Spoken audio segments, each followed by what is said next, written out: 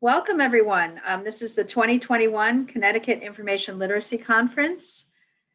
Our theme this year is the Digital Divide 3.0, Bridging the Gap in Information Literacy. I want to thank you to our sponsors, CILC, EBSCO, and Emerald Publishing, who made this conference possible so it could be free to all, and really appreciate their sponsorship. I also want to thank the planning committee for all their hard work.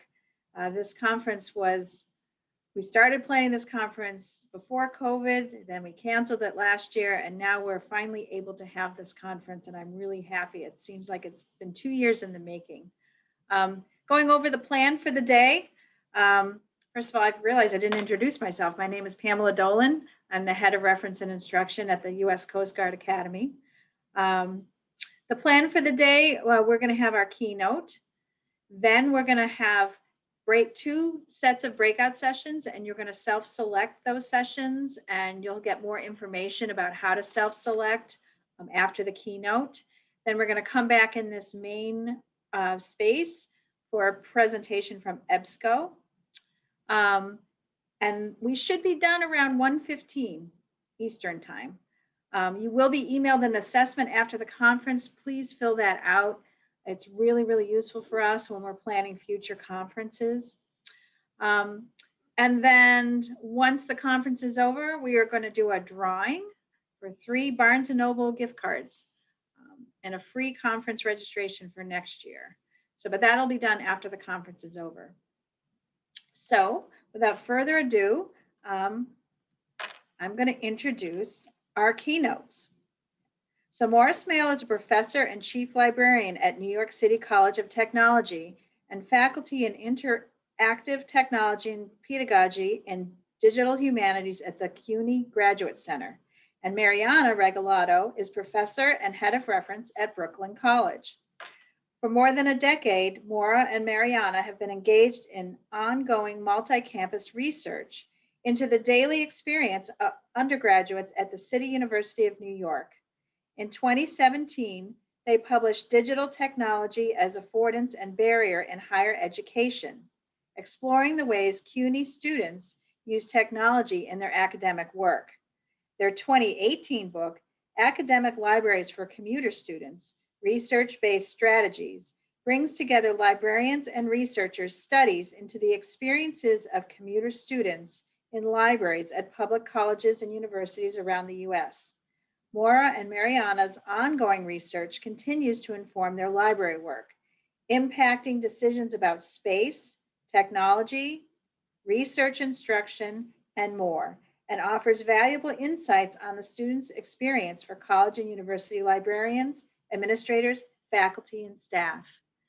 Please welcome Mariana and Maura, our keynotes.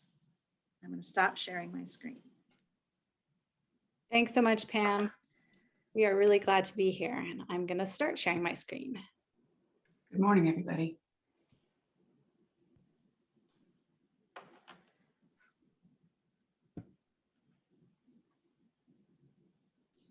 Okay, good morning. We're really glad to be here this morning with you. And we'd like to start off this morning with thanks. First, we'd like to thank everyone who organized the conference today, Pam and Kate for helping us with the technology especially, and for inviting us to speak 2 years ago or last year and this year. We're really glad to be here. We wish we could all be in a room together, but being here virtually is good as well. We also would like to thank everyone who's made our work possible. So all of the faculty and students at CUNY that we've interviewed, our research assistants and our colleagues, and some of the grants and sabbatical leaves that we've also been able to receive. So this morning, we actually want to start, before we talk about our research findings, we want to start with a brief activity. So this is very similar to the kinds of qualitative prompts that we give our students when we're doing research. This morning, we're going to ask you to draw or sketch a map of your technology landscape.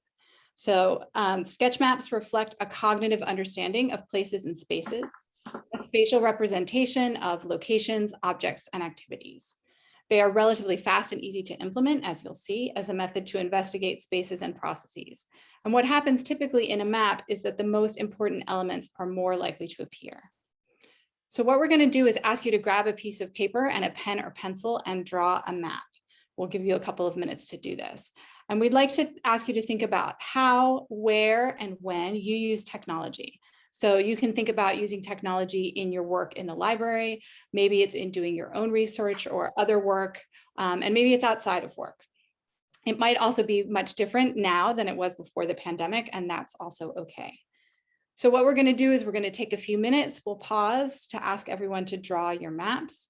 And then we'd like to ask a few folks to share their maps with us and to talk us through the features in your technology landscape. So when we share out what we found, and this is one of the activities that we do when we're in person, what we've found is that it's best if we can see the drawing as it's being described. So if you are amenable to sharing, what we'll ask you to do is take a picture of your map and either post it on Twitter, tweet it out with the hashtag CILC 2021, or you could text it to me and I will try to share it on the screen so that everyone can see it when you're describing your technology landscape. So we will give you about 2 minutes. Oops, sorry about that. We'll give you about 2 minutes to draw your map, and then we will ask folks to share them out.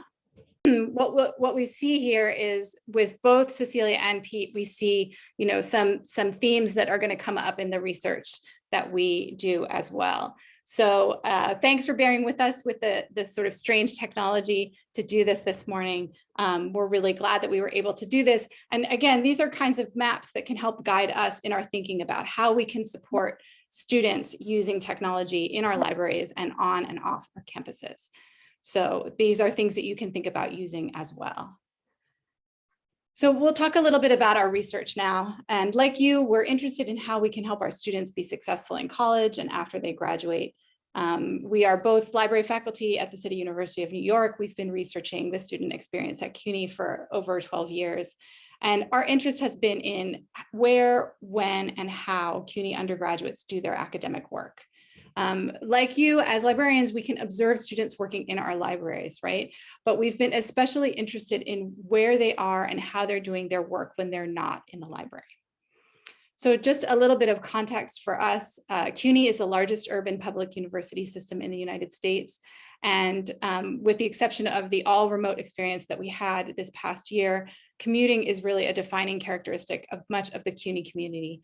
The vast majority of students are traveling to campuses by subway, bus, train, walking, biking, and ferry. Only about 10% are commuting by car. Most of those are at the College of Staten Island. In the fall 2019, we had about 240,000 undergraduates across 23 campuses at CUNY. And 80% of those students are people of color. 35% are born outside the mainland US. And fully 60% are Pell Grant recipients, and that's a proxy for socioeconomic status.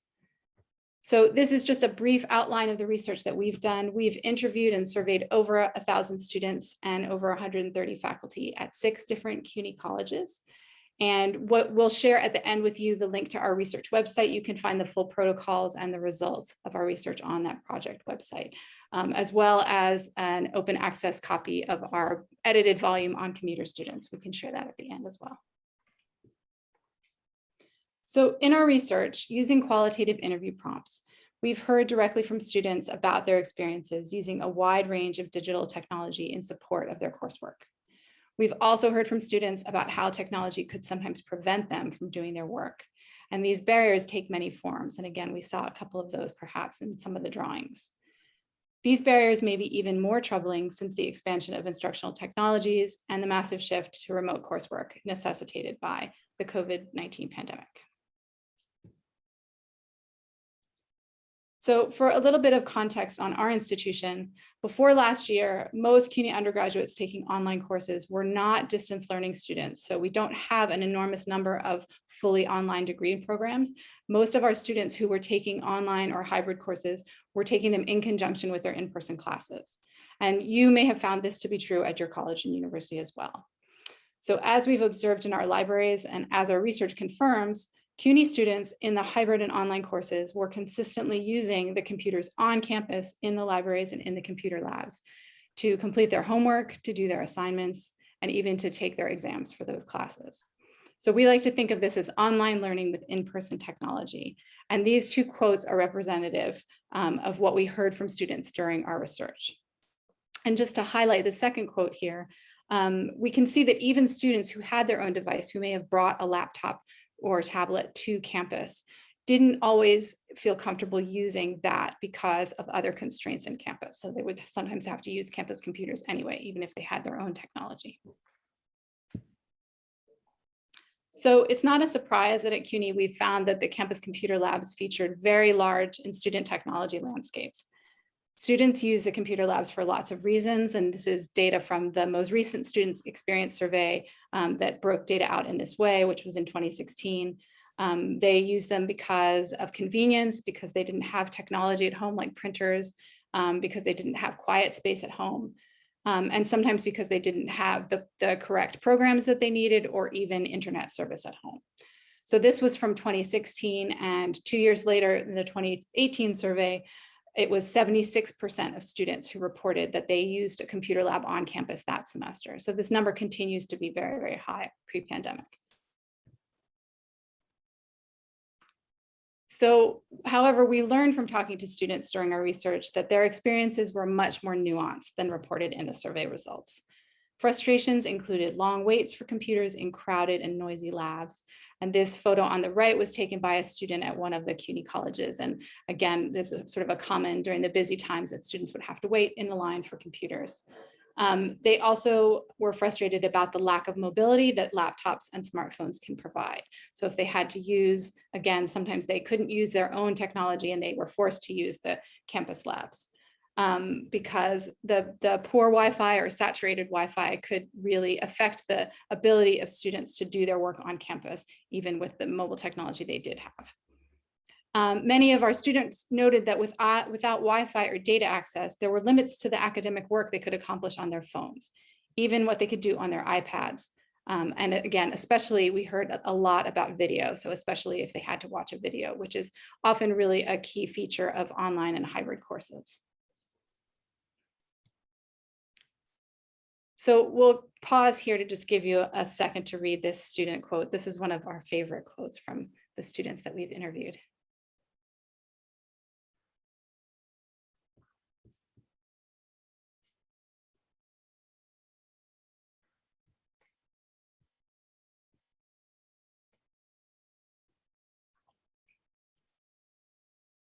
So one of the critical pieces of the student technology landscape is the other people who are in that landscape. And this quote from a student pretty well sums up the noisy and crowded part of the human element in educational technology. So for our students, negotiating space for using that technology can be a frustrating and time-consuming experience.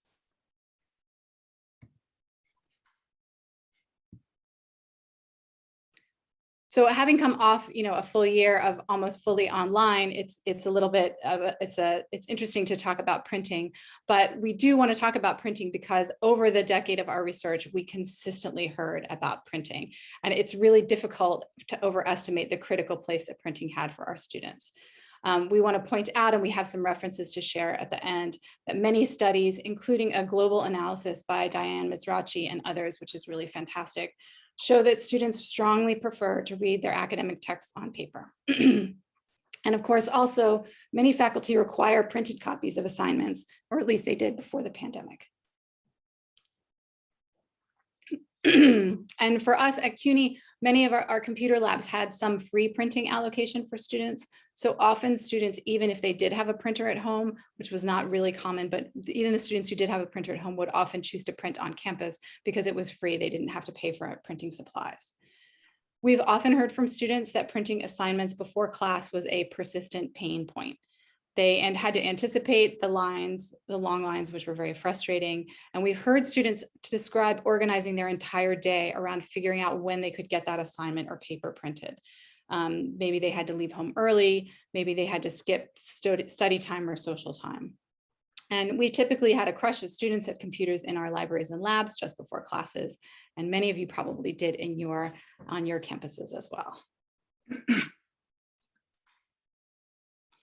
So as you're aware, and as we saw in our drawings, mobile technology has been an increasingly critical component of our students' academic landscapes. Smartphones are now the all but universal technology for students and for us as well. And CUNY students for sure told us about how much they appreciate their smartphones and take full advantage of the various features in support of their schoolwork, as this quote illustrates. Students have told us about using the camera to take photos of readings or notes in the whiteboard in class. And in the library, we see them taking photos of call numbers in the online catalog when we help them find a book at the reference desk. And again, probably you've seen this as well. They've used their smartphones anytime and anywhere to communicate with their instructors or classmates, to access the learning management system and other digital platforms that they need to check on for requirements and due dates, and to complete their coursework from any location. And for our CUNY students, especially that location is the commute.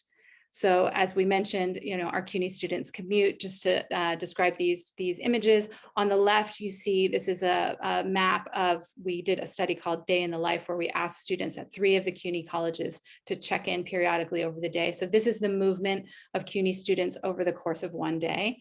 In the middle is a photo that when we asked students where they did some of their academic work, a student took a picture of the bus.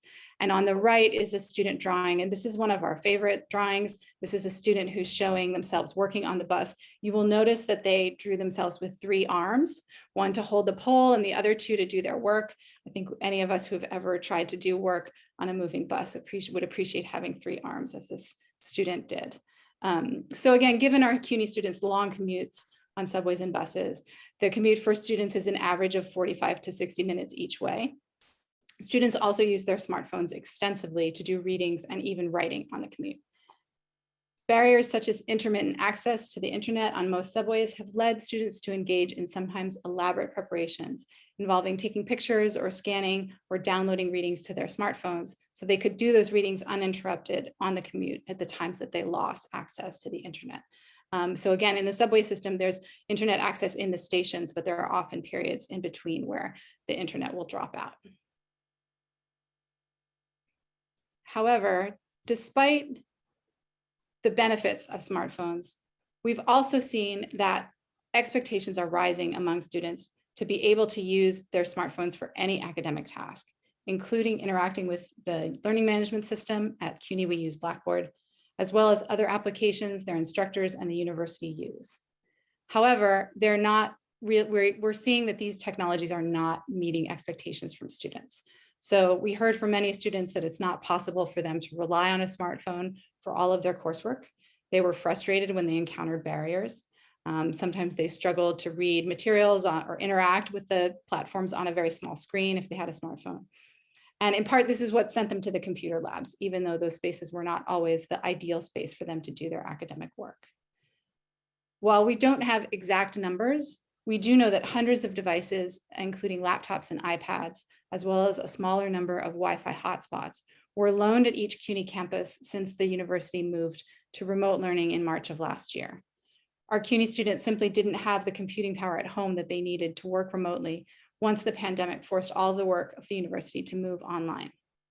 And additional devices were loaned during this past academic year as well, since in the year that just ended, CUNY courses have again remained mostly online. So this is an image that a student took, a photo that a student took when we asked them to take a picture of a place at home where you work or study. And you'll note here that this is very clearly a public space in their apartment. This is a student who lives in an apartment shared with multiple other people. You can see just off to the left in this photo that that's a television, right? So the desk that the student was working at was right next to the television. For some students, we did hear that home was an ideal place for them to do their coursework. It gave them some quiet space and access to the technology they needed for their work. And one of the advantages that we heard from students who preferred to work at home, and this is pre-pandemic, that the shared spaces gave them the support of other family members who were there, sometimes other family members who were also working on academic work. So for some students, that was really a very nurturing and good environment for them. But we also heard from many students that they didn't have private or quiet space at home. And again, this is a photo that demonstrates that. Shared technology means lots of negotiating at home, juggling their academic needs with the needs of others in their households. And some students just didn't have much technology or internet at home, or even any beyond a smartphone, which again is why the university lent laptops out this year. So just a moment to read this quote.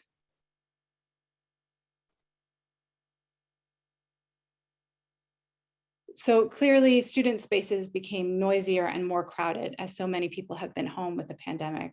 Some with lost jobs, others working, studying, caring for children or others, or supervising their children's schooling from home. The fall 2020 CUNY Office of Institutional Research student survey found that 50% of students reported a decrease in their ability to do schoolwork since the shift to remote learning. And one of the biggest reasons they cited was change in access to space, right? So the space constraints that we had seen before the pandemic, loomed even larger once the pandemic began. And in addition to the space constraints, we also have seen a lot about access to broadband being insufficient. So many students at CUNY don't have broadband at home. They didn't before the pandemic started. And generally, home broadband access is actually down across the US, and many people use smartphones as their sole internet access.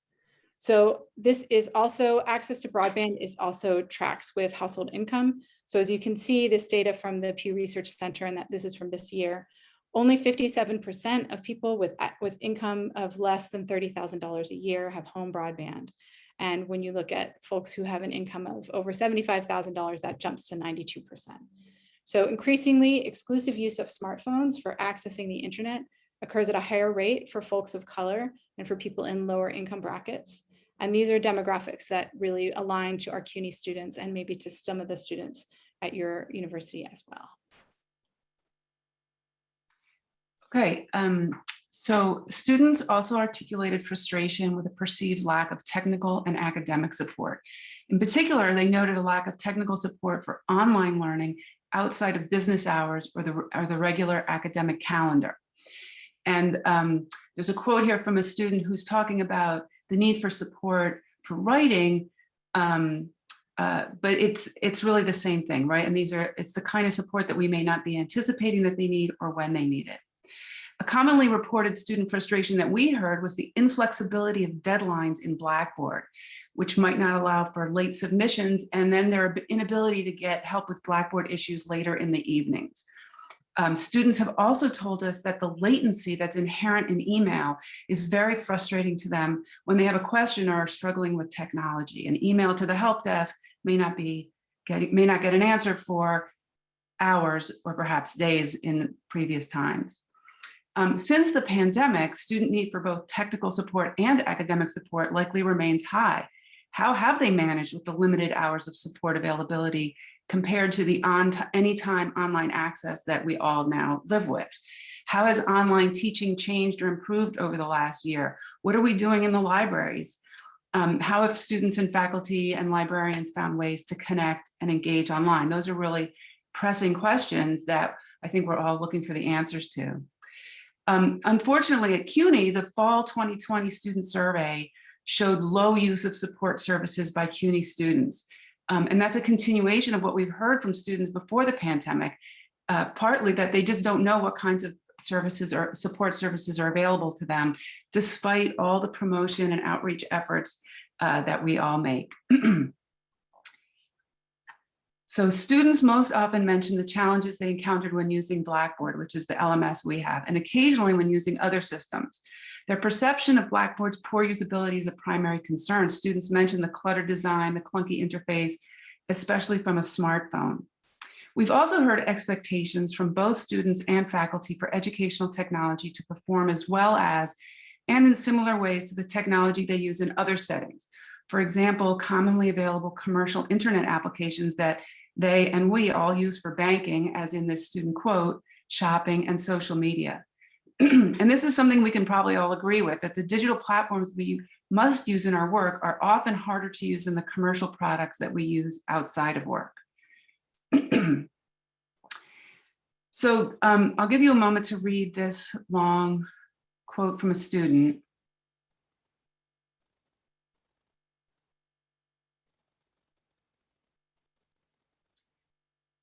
So this student quote illustrates that many of the technology constraints we've already discussed, that smartphones are insufficient for students as the sole device for completing coursework, that campus computer lab access can be challenging.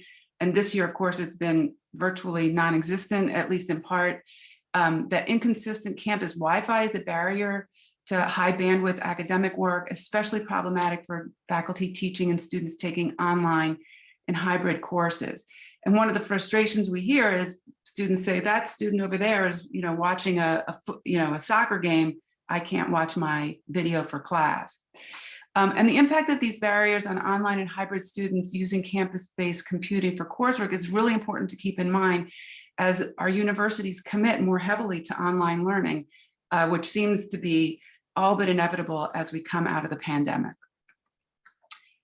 We also interviewed faculty as part of our research, and faculty told us that they sometimes struggle to effectively curate the technology environment for their hybrid and online courses, within the constraints of technologies available through the university and on the open web. Some faculty members acknowledge that technology could be a barrier for students in completing their hybrid and online coursework.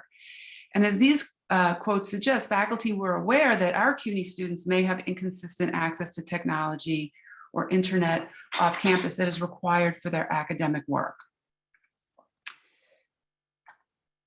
Finally, data ethics and data privacy are critical to consider as universities invest more resources into online learning and student success, including the acquisition of educational applications and platforms for student and faculty use. The bias inherent in our digital systems and platforms has been well documented by scholars like Sophia Noble, Ruha Benjamin, and Kathy O'Neill, among many others. The impact of this bias on those who are Black, Indigenous, or people of color, on low-income households, and on other marginalized people is especially concerning in educational technologies, which we often implement because we are trying to increase access and equity. Ethical considerations have always been important, but the rapid expansion of educational technologies to enable online learning and collaboration at the speed and scale required during the pandemic has both exacerbated existing concerns, like the lack of suitable home spaces for students to do their coursework, and revealed new issues, like the ways that cameras during online classes intrude not only on students' privacy, but the privacy of the people that they live with. It's imperative for us to learn more about the data collected and stored by technologies we use in the library and at our institutions, many of which we license from external vendors. With our colleagues on the Data Devils research team, which is a current research project that we're involved in, we're exploring undergraduates' perceptions of data privacy in learning analytics in academic libraries at 8 colleges and universities in the US. Our research has found that students trust their institutions, they see value in data gathering to inform service improvement, but at the same time, they want to be informed of the scope of data captured and preferably through active consent, and that's really key. And that's a quote from an article published by our research. So we've heard that while generally students are amenable to using data to support them in their academic goals, they draw a bright line at sharing data with external companies, and they want to be offered the chance to give informed consent around uses of their data in the library and on campus. And you can see this in the student quote that they generally do trust the library and the institution, and we want to be sure not to betray that trust. As educators, academic librarians have responsibility to provide students with opportunities for critical thinking about what we're doing with their data, especially data that is collected by systems that we license from third-party vendors or that is stored outside the university's servers. And academic libraries are well situated to advocate for data ethics in our institutions, with the right to privacy as a core value. And on the screen is Article 7 of the ALA Library Bill of Rights. And this responsibility is especially serious since the pandemic, as required use of educational technologies has increased dramatically, often, or perhaps always, with no additional consent obtained from students or faculty or staff. So how can we best support student use of digital technology? Now that we've discussed some of the ways that students and faculty use technology and the challenges they experience, we want to wrap up with some thoughts and questions about how we can best support using digital technology for academic use at our colleges and universities? How can we make things easier for our busy students to successfully complete their coursework and graduate, as well as for ourselves and our faculty and staff colleagues? So Maura and I do this research so we can understand the student experience and better advocate for and make changes in our libraries and on our campuses to support student success. Finding ways to learn more about student and faculty and staff realities and constraints is critical. Institutional surveys of both students and faculty can be a place to start thinking about what you do and don't know about the student experience. But asking open-ended questions means you'll get more nuance and frankly, more interesting answers.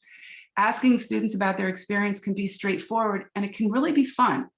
And it doesn't need to be a multi-year research agenda. It can be as simple as a quick open-ended questions asked via mini surveys online. When you're in person, you can set up a table in the library entrance or walk around and ask students questions. Focus groups, preferably with pizza, can be another great way to get student feedback. Sharing information can be a critical way to understand challenges and identify and advocate for solutions to the digital divide issues. A conference like this can be a terrific space for that kind of sharing, but how do we make this more visible? What are the local opportunities you have on your campus to hear from and talk with stakeholders about challenges and opportunities? On a smaller scale, faculty and librarians can ask students at the beginning of the semester about what kinds of technology they have access to. Where do they find the space and time to do their academic work? Where might they need support with technology? We can't mitigate every factor that affects students. For example, we can't give them broadband internet at home if they don't have it. But knowing more about their experiences can help us help them work around their constraints. And you could advocate to include questions like that on institutional surveys as well. Smartphones are the most common technology that students have access to, though as we've seen, the limitation of required digital platforms can constrain student abilities to use smartphones for their academic work. We must be sure that the systems and applications our colleges and universities supply and supports for students and faculty use are evaluated for mobile readiness. And whenever possible, technology should be selected based on mobile usability. Again, many surveys can allow students to supply feedback on a variety of technology topics, including common barriers with university systems, computer labs, and Wi-Fi, for example. Additionally, we have found that CUNY students and faculty use technologies intentionally and creatively to achieve learning goals. Both students and faculty bring into the classroom functional and user experience expectations based on consumer-facing technologies, and often report that required academic digital platforms fall short. Students do much of their academic work on campus, or at least they did, and they will again, even commuter students in hybrid and online courses, and require access to robust Wi-Fi, as well as our computer labs with appropriate software applications and printing. And this is particularly true if your students are on-campus residents or have inconsistent access to technology off campus. Continuing to maintain and upgrade campus-based computing support and infrastructure is key to student success. It's also critical that we find ways to ensure that students can find an academic environment that enables them to work successfully, and to find ways to mitigate the noisy social environment we sometimes see in our campus labs and libraries. We might consider other technologies we can offer on campus. Can we distribute kiosks or other mobile-friendly print solutions throughout the campus, not just in computer labs? Can our institutions offer laptop loans to students rather than finding space for new computer labs? Is it feasible to consider, or at least advocate for, providing all students with a laptop and cloud-based access to required academic applications? Students we interviewed expressed frustration with the lack of technical support for online learning outside of business hours. What is the state of after-hours support for educational technology on your campus? What is the demand? What are the frustrations? And what is working well? We all need to think creatively about how we support educational technology. Faculty we heard from feel overwhelmed by instructional technologies available to them for teaching hybrid and online courses, and want more support as they incorporate college-provided and external applications and platforms into their teaching. And our students' prior experiences with educational technology may vary. We can't assume that they arrive in our classrooms and on our campuses ready to use the technology we ask them to use with no training or support. While students and faculty are interested in more training and support around technology used in hybrid and online courses, we have actually found that they are largely unaware of existing opportunities. How can we increase awareness of campus training opportunities, right? How can we creatively promote these trainings to fill this gap in perception? And finally, as our native educational technology efforts expand, we must remember the importance of data privacy for our students as well as ourselves. Many of us are excited about the potential for student success platforms to connect with library systems and use data to improve our students' outcomes. But we must be mindful of the risks inherent in any data collection, especially those housed externally to our college or university, as well as the potential benefits. Academic librarians are well positioned to insist on strong data privacy policies for our students and ourselves. It's important to educate ourselves and our students about data privacy and to consider straightforward, clear language about consent as a form of education as well. So finally, we want to caution against over-reliance on the trope of the digital native, the belief that today's undergraduates are fundamentally different than in the past, and that their skill and competency with digital technology can be assumed since they've grown up in the digital age.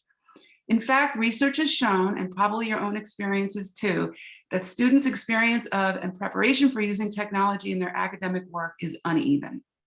A recent study of the K-12 students by the nonprofit Joan Gans CUNY Center revealed that digital skills are weakest for students from low-income backgrounds whose parents lack experience with technology, which puts them at a disadvantage in college compared with students from economically privileged backgrounds.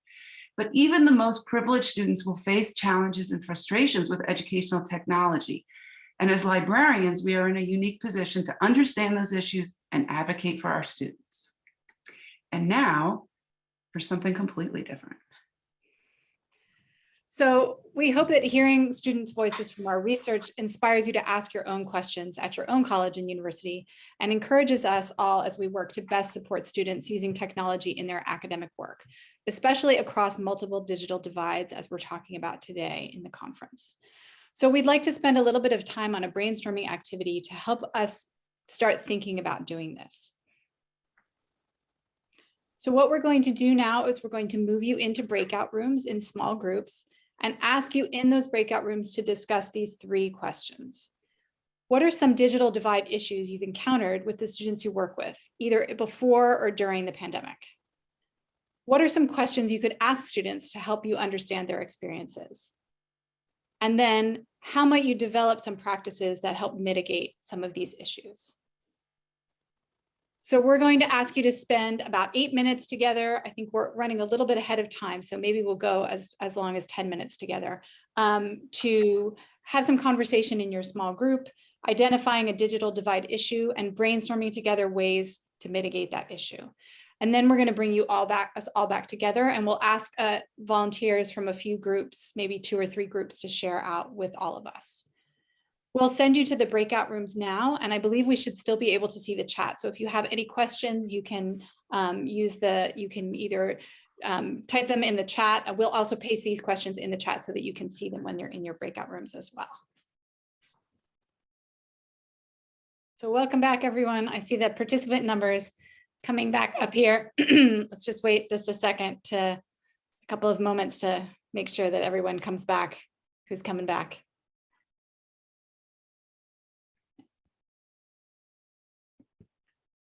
Okay, terrific.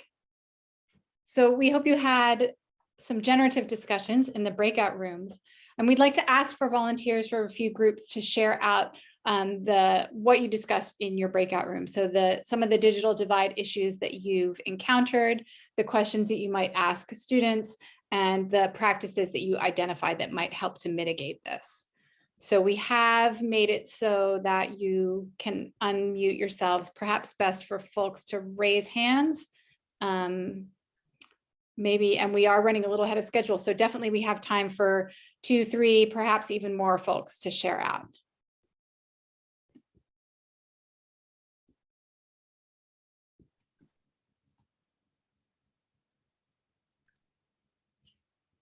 I was in group 9, Martha Curry from Central Connecticut State, and we were discussing the fact that the digital divide issues are often, they kind of start at the top, at the faculty level, because not only are they assuming that students know how to access like Blackboard or figure things out, but the faculty themselves often assume that librarians and libraries have everything, that we know everything, that like they send their students and say, well, if you can't get to this software in the computer lab, then just go to the library, they have everything and they'll know how to deal with it, without telling us that, hey, you know what, this is the kind of software we're requiring of our students and you should have this in the library. Great. And so was your group able to talk about some strategies that you might use to mitigate this? This is a common, I feel like I see a lot of heads nodding. I know Mariana and I are nodding our heads, right? This is a common situation. It happens with us too. Well, a lot of universities do have, library, academic library committees for their faculty senates. And that's where a lot of that information needs to be shared. But given this past year, the communications were really faulty at all levels, I think. So I'm not sure if that's the end all and be all answer. Maybe somebody else has another answer, because those communications don't always get shared. Right. Yeah, thanks so much, Martha. Does anyone who was in the room with Martha want to add to that, or is there anything else from group? That was group 9, right, Martha? So one thing I would suggest is, if you think about the presentation that you just saw, there were some quotes from students, there were photographs, right? There were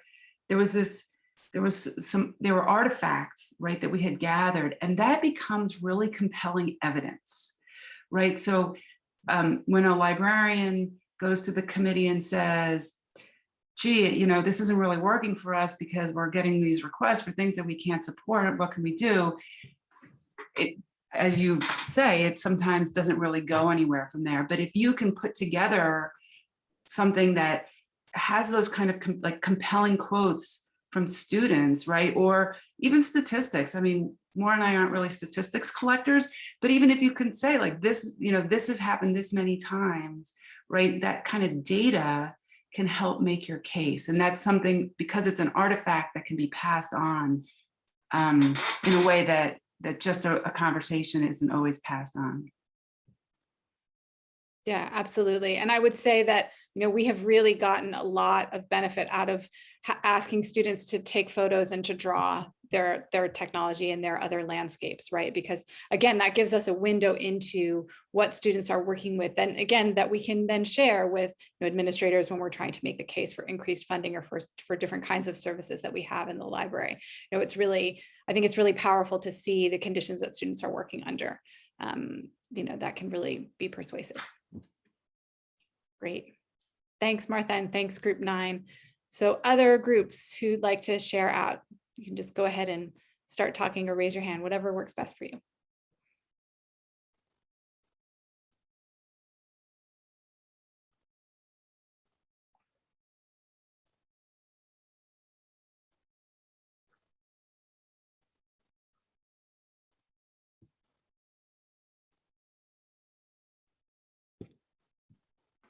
Lisa. Yeah, go Lisa.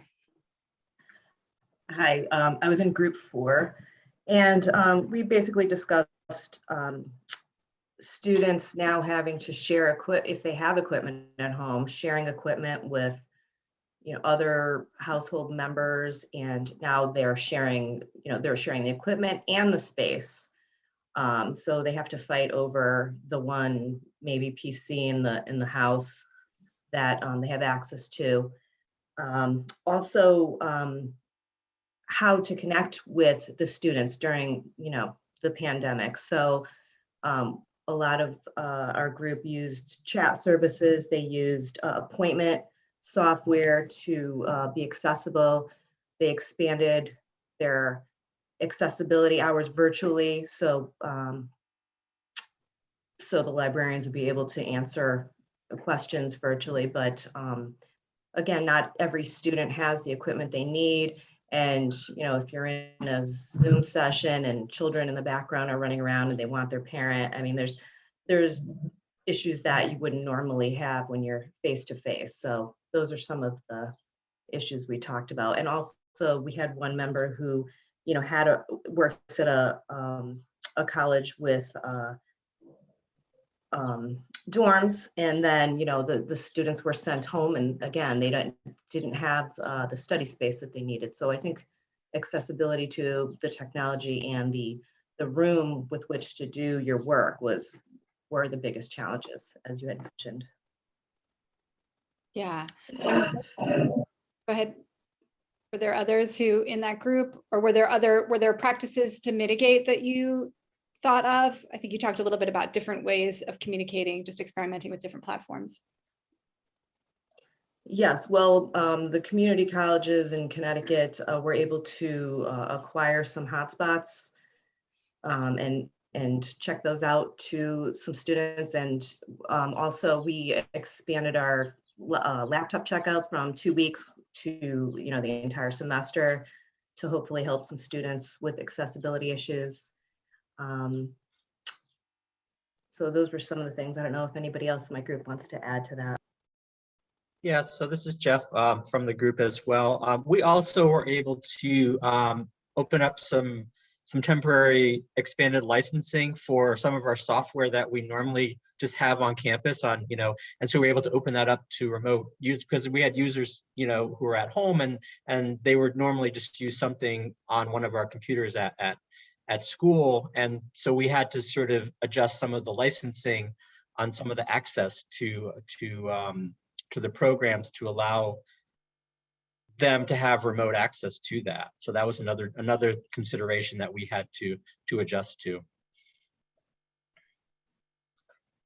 Yeah, and that's great to mention, because that's really important, right? For students in specialized programs, that software access is really a gating condition. One of the departments at City Tech, the communication design department, actually did, you know, all of CUNY lent the laptops and iPads to students, but this department actually, for students who were amenable to coming to campus and picking them up, lent the Macintosh desktop computers, the iMacs, from their labs. They let students take those home because those were the computers that had the software that they needed for their design degree. So yeah, a lot of creativity in trying to mitigate these, you know, but still problems persist, right? So we heard all year about students, like the New York City public schools were mostly closed. They were sort of half closed, half open, and they also distributed devices. But then you're in a situation where there are students and there are maybe littler kids and even if everybody brought a device home, sometimes those devices wouldn't all work, or the Wi-Fi would punk out. There's also a component of technology, which is collection development, and you know, everybody had to shift to ebooks and streaming video. So just like the software licensing, we had to figure out ways to get materials to people who couldn't come to campus. Yeah, with more or less success, definitely. Great. Thanks, Group 4. Thanks, Lisa and Jeff. We definitely have time. Oops, sorry about that. We definitely have time for one or even two more groups to share out. Can we get at least one more group to share out? You can raise your hand or just start talking.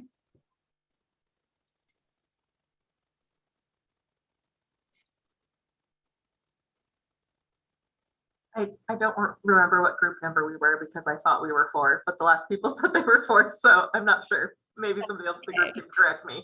But most of what we talked about was similar to your presentation, just students not having access to a lot of the devices and needing to do things in shared spaces. And one of the examples that we had was that means that students often have to do like online banking and other personal, you know, like applying for jobs and doing things in library or computer spaces. So on my campus, we have students who are maybe they need to be on the phone and on a computer at the same time. And so it's not academic, but it's not just watching things they're being on Facebook. And so that makes some privacy concerns an issue, and noise issues where, you don't want to kick them out, but it does become a problem for the others around them. One of the sort of mitigation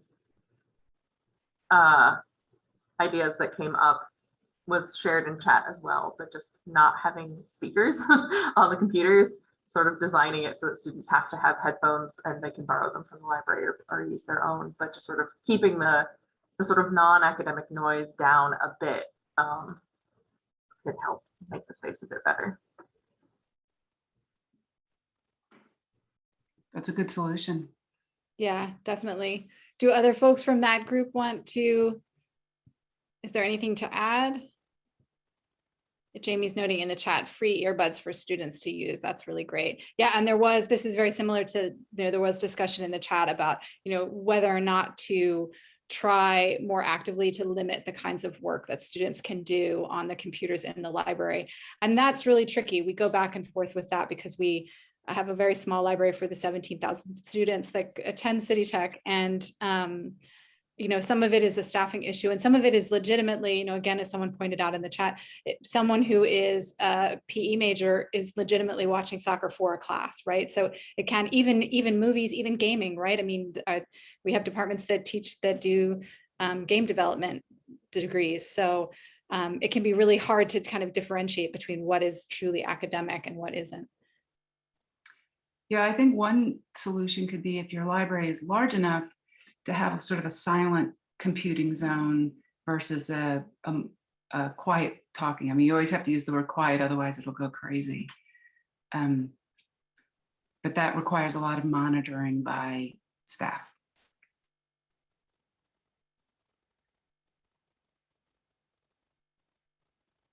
Oh, sorry. No, Jamie, go.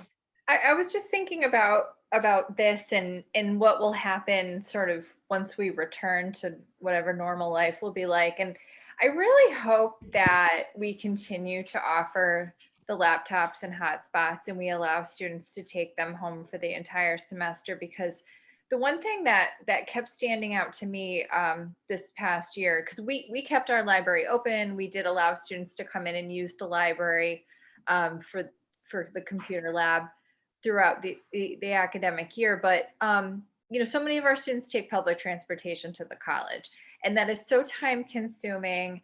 And it's so, and it to me, it felt very risky for a long time over the last year. And I didn't want students to have to put themselves at an additional risk to do their homework. Like that seemed so unfair. So I hope that as we transition back into a more on-campus life, that we continue to advocate for providing students with the tools that will help them be successful regardless of what their financial status is. Yeah, I totally agree, Jamie. That is similar concerns at CUNY, right? We had most of the campuses have really been closed all year. Most of the libraries have been closed all year. Some of the libraries have been open, and there has been, City Tech is not one of those libraries, but the report from some of the libraries that have been open for study space is that the uptake has been very low, right? So there's definitely hesitation to return to public transit for sure. And yeah, it was gratifying when we first went out in March. Mariana and I did get some calls from folks at CUNY Central asking us about, what we would recommend for students. And it was gratifying to see the laptops and even some hotspots being loaned. And I really hope that continues as well, because it is really a barrier for students. And we shouldn't have to have them, like coming out of the pandemic, it would be great if we could keep some of the things that are working well. And there are some things that are working well for students for sure. So a couple of members in group 2 shared solutions that that cost nothing. It just takes listening and good communication, and that's just communicating with students what they need when they come to that point of stress. Is there a workaround? But one student was required to use a citation management program and was getting frustrated, and the librarian suggested they not use the citation management program, and maybe it wasn't required. And then another librarian was talking to a student who couldn't use Blackboard to submit assignments. So she said, okay, it's okay to email it, get it into Blackboard when you can. So it's a lot of our problems. I think there are a lot of solutions that start with just communication that takes time and energy. I think that is something I hope we're all doing, which is offering a sort of an empathetic ear at the reference desk. When a student comes in tears, I can't upload this file and it's not working, to say to them, email your professor right away, let them know what's going on, send in your assignment, because helping them see that they can fulfill it to the degree they can, and also they can communicate, right? We need to model for our students that kind of communication. So that's a great suggestion. Yeah, and I also hope that there's some that, again, that we bring a little bit of that flexibility out of the pandemic. We have a pretty robust OER program at CUNY, and I'm a firm advocate of students being able to print their OERs. I think that's really important for them. But the requirement for students to print papers, to hand in paper copies of their papers and assignments to faculty has been a point of tension. We actually have one faculty member who had previously required students to print their papers single-sided. And we do not have single-sided printing in the library because of the cost, and have continuously sort of had to have conversations with this faculty member. So I do hope that there's those other kinds of flexibility continue as well, that, a student who can't get to the printer, their faculty member will allow them now to submit their paper electronically, having had that be the only way for the past year. Yeah. Thank you. Ajua, am I pronouncing? Yeah, Ajua. I have a follow-up comment. Dragan summarized what we discussed. I was in the group with Ann Williams and another gentleman. We were breakout room number 4. We talked about a variety of things, including our websites being barriers to students. And I made a comment about cell phones. No matter how well our information databases start providing apps or trying to modify their products so that people can use their cell phones, it's still not going to work. Their students are going to need either an iPad or a computer. That was my comment. Thank you. Yes, cell phones are not sufficient. There's no question. But at the same time, it's important to keep in mind that that's what people have with them all the time. And we had students describing to us like being out socially with friends and other students and saying, oh my gosh, what's my deadline? And they would just check in real quick on class, like did they have an assignment that they'd forgotten about? And so it's both a help and a curse, right? To have that phone in your hand all day for so many reasons. Yeah, and I think sometimes it's easy for me to forget that we first heard, we've been talking to students, we first started interviewing students in 2009. It was 2009 that we first heard from students that they were writing papers on their cell phones in the subway, which as a person of a certain age, I was and still remain, that seems just so hard to me. And it did then too. So a lot of this is not new. And if anything, our students, I really always feel that our students are just so inventive, right? That they really are trying to do the work, despite some of these circumstances, which are not the easiest of circumstances. Go ahead, Ajwa, I see your hand up. Yeah, I noticed no one talked about cell phone chargers. That was something the library had to start getting. Students will often come to campus and didn't have cell phone chargers, and they would go around asking for a cell phone charge. On our campus, IT actually put up, I guess they're like little lockers, right? Where you can plug your cell phone in and then you lock it and you can go to class and come back. The one place we don't have those on campus is the library, partly because we're in constant tension with IT, I guess, right? So that's like a sort of a political barrier to student technology success. We have at Brooklyn College, there's like a Facebook page called Brooklyn College in the Know, which is not affiliated with the college, but it's actually, there's librarians on there, there's people from student services, because they like to answer the questions, because students ask each other questions, often give each other fantastically great, accurate answers, and sometimes really don't. And so we we do kind of get in there on some of those student social media platforms. Yeah, we've been doing at City Tech some partnering with student government around Instagram. That seems to be what student government is using. So we've been really trying to work with them as well.